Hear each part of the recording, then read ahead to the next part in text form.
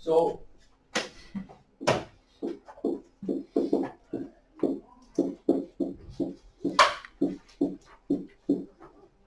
central tendency.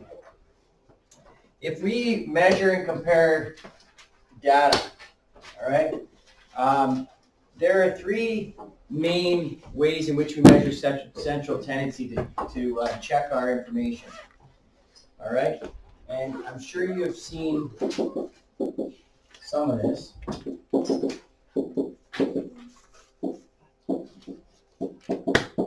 The mean, the median, and the mode. Okay, we know what the mean is. Anybody know what the mean is?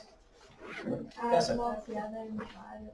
Yeah, what do you call that? What's another word for mean? The average. Average. Perfect. That's absolutely right. Add them all together and divide by your total. So the average. So one way we can compare data is using the average. Does anybody know what the median is? Middle number? Middle number. But the middle number, as long as you have arranged it from lowest to highest in the information. Okay? So this is the middle number. And if you have an even set of data, you average the two middle numbers. So if you have 4 pieces of information, you'd average the two in the middle. Okay? To get the median. And the mode? That's right. Most common or frequent. Okay? Not very difficult. When comparing 2 or more sets of data, organize the data and then look at similarities and differences. Okay? So, first thing we need to do today is just know what the difference is between the 3 and how we find the 3. So the mean, add all your values together, divide by the total number. The median is the middle number. The mode is the one that occurs most frequently. The example they use talks about greenhouse gas emissions in tons per person were recorded from 1990 to 2005 for Canada and the United States. Construct a graph to illustrate the GHG emissions for both countries. Determine the range, the median, and the mode for the average GHG emissions in the 2 countries. Range. I didn't use that word yet. Another one you need to know. What is the range of the data? V2 subtract V1. Well, not V, but Okay. highest number subtract lowest number. That's right. The difference. Difference between the highest and the lowest. That's right. Highest minus lowest. Okay? All right. Now, I'm going to come back to this question in a second because I want to look at the graph that they are indicating. Actually, no, I'll just stick with it because they give a good diagram of the graph. Okay, so if you're looking on page 110, across the bottom they put the years down. On the left margin, the Y margin, they put the number of CO2 emissions tons per person, and they use the data that's given to you in the chart on the right. So what do you notice about the two? Well, let's compare the data using the information we know. Okay, so let's compare US, Canada, and let's start with the range. What is the range in the American one? What's the highest value in the US emissions? 22. Oh, the highest one? The highest is 22 and the lowest is? 21. 21. So then that means there's a difference of? 1. So the range is 1. What about Canada? What's the highest amount of emissions? 27. 27. And what's the lowest? There's 16 there? Yeah. So the range for it is 11. Okay? Let's do the average next. Okay, so we got to average this. So we're going to put this into our calculators.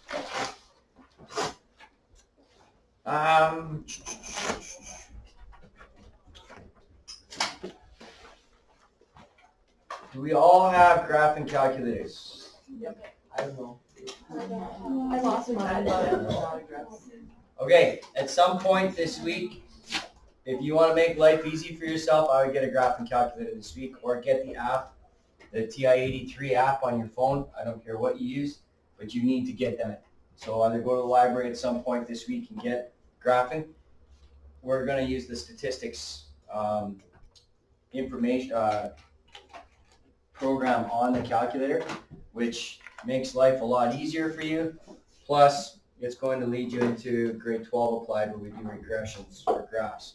Okay, so to find out the average, add all those values together. So you 18, 16, we'll just use the information in the book. So the total is 340 over 16 years.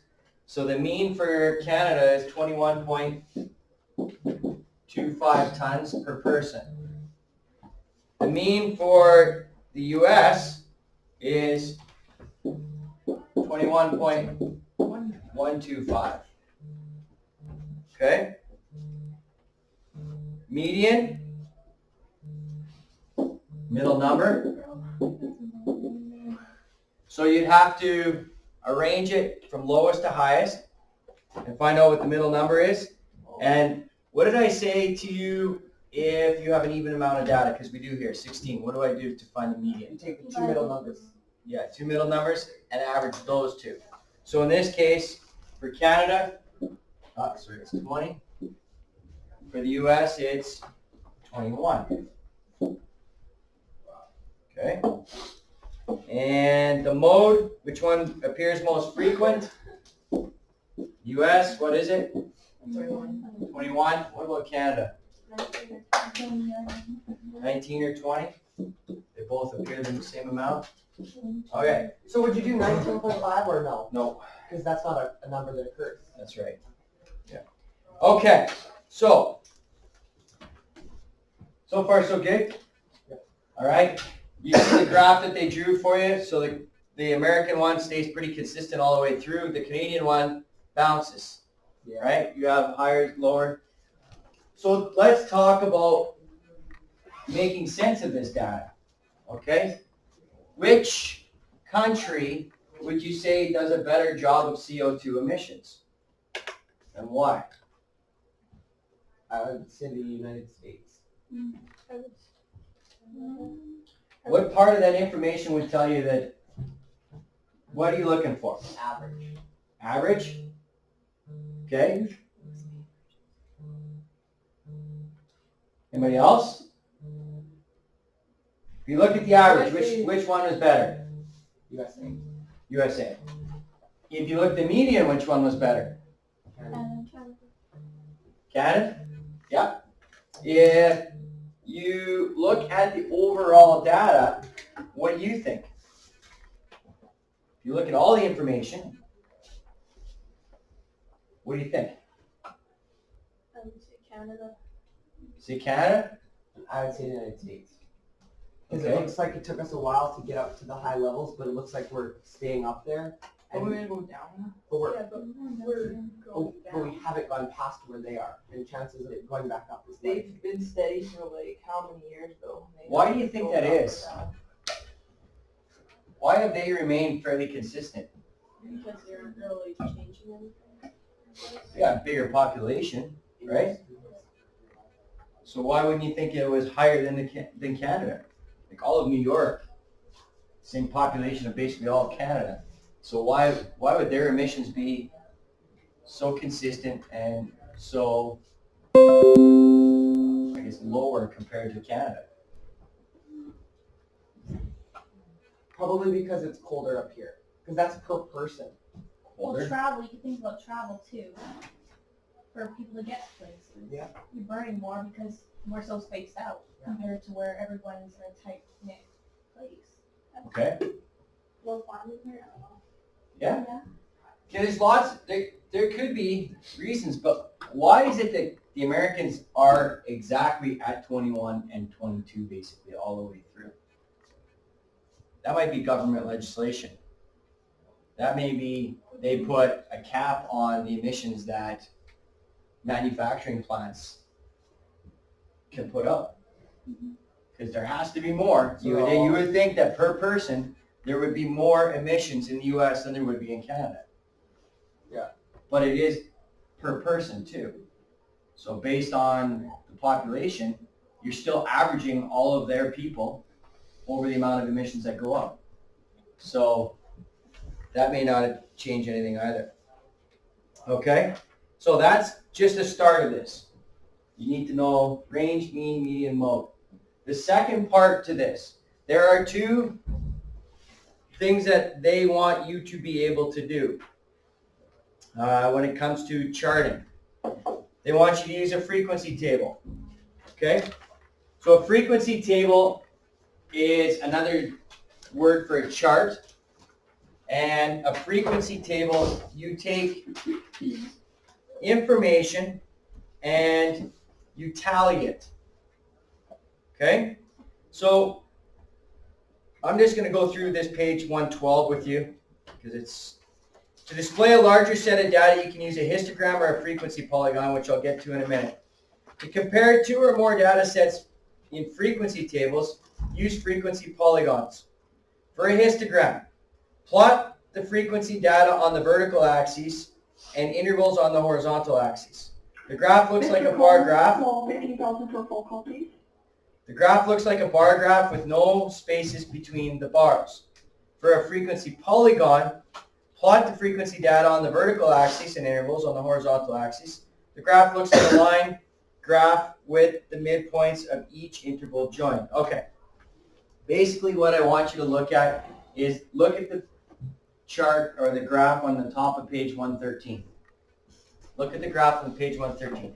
A histogram essentially is a bar graph. You've all done bar graphs before? Yes?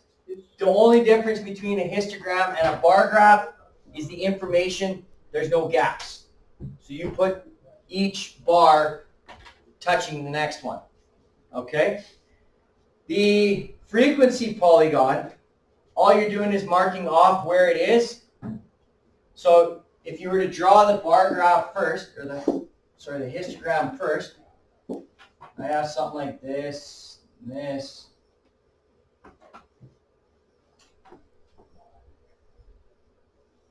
Okay, so if that's my histogram, okay, along the axis is your intervals, all right, whatever you decide for your intervals, so we'll explore that in a minute.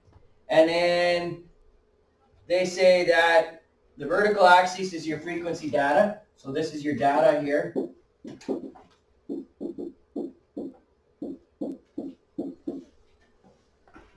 And for the polygon, you put your dots in the middle of each of these and you join them in straight lines. So that's your polygon. Okay? Not exactly the frequency. Like- Or they're the same thing. Okay, so this is the frequency polygon. Yeah. The green is the histogram. Oh. So the histogram is essentially a bar graph in which there's no spaces. Okay, so this is two graphs here. This is two graphs here. The first one, the green was the histogram, the red was the frequency polygon. All right? Okay, now, I want to go back to what they're talking about the tally chart or the frequency table. The table shows the number of earthquakes measuring 7 and greater on the Richter scale that occurred from 1980 to 2009. So 1980, 14, 81, 13, and so on. Determine a suitable interval size for the data. Okay, so the first thing that you have to do, how many years is that over? 1990 to 2009, or 1980 to 2009. How many years is that? 29? 30 years, right? Be 30 years? Okay, so we have to determine how many intervals, I don't want to draw the graph yet. How many intervals we want, okay? The standard amount of intervals is probably anywhere between 6 and 10 intervals. So you're going to take 6-year periods, possibly. They use more than that. They go 80 to 82, 83 to 85, 86 to 88, and so on. And then what you're going to do is you're going to use a tally chart. Okay? They're going to use a tally chart, or in this case, they're just going to write the numbers out. So, the reason that they use intervals is because if you put them all out on the graph, you would have 30 of these. And it would take you forever. So what they want to do is they want to limit the amount you're going to use. So they do that by making intervals. So this one is 1980 to 82. This one's 1983 to 85. Okay? Bless you. And then they add them up. So from 80 to 82, you've got 14, 13, and 10, which is 37 earthquakes that measure greater than 7 on the Richter scale. From 83 to 85, 14, 8, and 14. Okay, so 22, 36. Sorry, 14, 14, 28, yeah, 36. There's already an error in here, isn't there? What's the error? They just have 32. They have 32. What should it have been? 36. 36. 14 and 8 is 22. 22 and 14 is 36. Okay? So now from 86 to 88, 6 and 11, 17, 8 is 25. All right? So now look at the histogram that they make on the next page. So they don't write in the intervals. I like you to write this in, 80 to 82, 83 to 85. Okay? They just write the first year of the interval that they were talking about. Do you always? And then they put up this side is the number of earthquakes.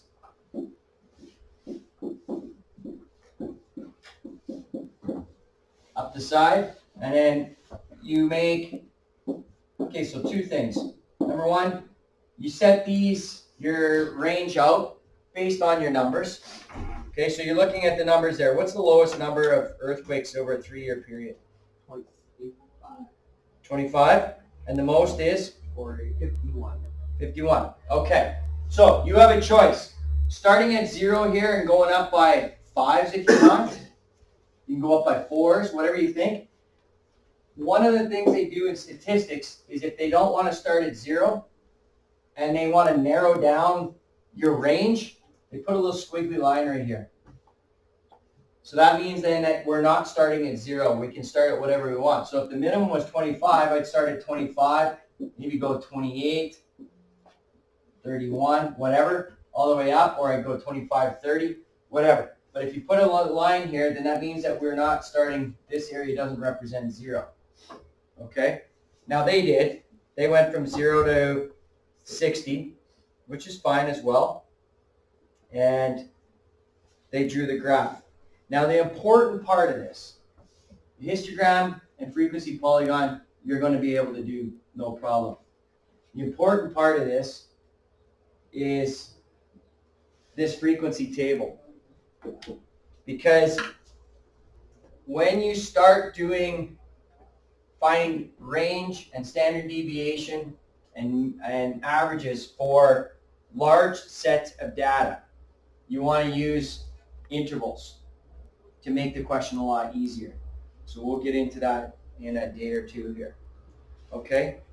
So there are a lot of questions on 5.2, so I'm not going to do any more today. I want you to start on page 108 and 109. I want you to go through that first. And then you're into 111 and then 113 and go from there. All right? Yeah. With that histogram, did they have their bar graphs moved so they're not touching the axis? Does that matter? No, it doesn't. It should be, I think the reason they want you not to be on it is then that's considering that part is 0 again. So if you move it in, then it's not 0. Okay? Can you wash them?